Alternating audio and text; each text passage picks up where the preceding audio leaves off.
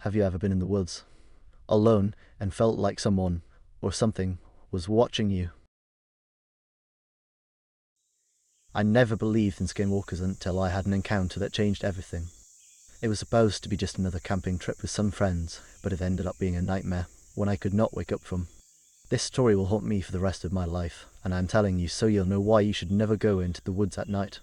You can never be too prepared for what's out there. Trust me. It all started in the summer of 2017. A group of us, about 5 friends, decided to go camping in the woods of northern Arizona. It was supposed to be just a weekend getaway. No technology, no distractions. We wanted to disconnect and just enjoy the quiet of nature. We drove up to a secluded area near the edge of a national park. No one else was around for miles. It was perfect. That first night was beautiful. We set up our tents by a small creek, the sound of water running making it feel peaceful and safe. We made a fire, laughed, and told stories, just like every camping trip. Nothing was unusual. But things changed when the sun went down. We were sitting around the fire, and we started hearing strange noises from deeper in the woods. It was faint at first, just twigs snapping and rustling in the brush. We laughed it off, thinking it was just animals, maybe a deer or a raccoon. But then it started getting closer. Too close. At first, we thought it was one of us messing around, playing a prank. But when we called out, no one answered. We all went quiet, and that's when we heard it. Footsteps. Slow, heavy, deliberate. Not like a deer, more like something walking on 2 legs. The firelight flickered, and I swear I saw movement in the trees, something shifting in the shadows. I thought I saw the silhouette of a person, but it was wrong. The figure didn't move like a person, and there was something off about it. Too tall, too fast, too unnatural. I shook it off, telling myself it was just my mind playing tricks.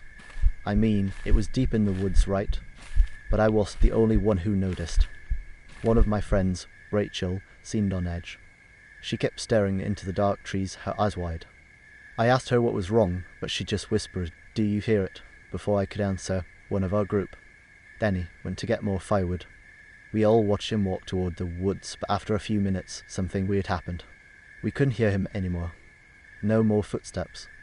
No more branches snapping. He was just gone. We waited for a while, and then called for him. Nothing.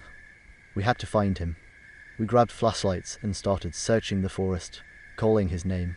The weird thing was, there were no signs of him, no footprints, no broken branches. He'd just disappeared. As we got deeper into the woods, the atmosphere changed. It was almost like the air got thicker. The sounds of the night stopped. It was too quiet. Even the wind was still. And then that feeling hit me. That feeling you get when someone's watching you.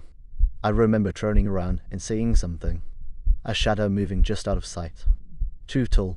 Too thin. Standing completely still like it was waiting for us to notice. Then Rachel screamed. We ran back toward the campsite, but when we got there, Danny was standing by the fire, just staring at it. His face was pale, his eyes wide. He didn't even acknowledge us. I called out his name, but he didn't answer. Something was off. His posture, his stare. It was like he wasn't him anymore. Suddenly, we heard that same heavy breathing from earlier, but it was different this time. It was close. Too close. Then, I realized, the footsteps weren't coming from Danny. The footsteps were coming from behind him. I remember the moment I looked closer at him. His hands were shaking, his skin was pale, and his mouth twitched, like he was about to say something but couldn't. And then, he smiled. But it wasn't Danny's smile. It was wrong. It stretched too wide. In that moment, everything clicked. That wasn't Danny. It was something pretending to be him. Something else.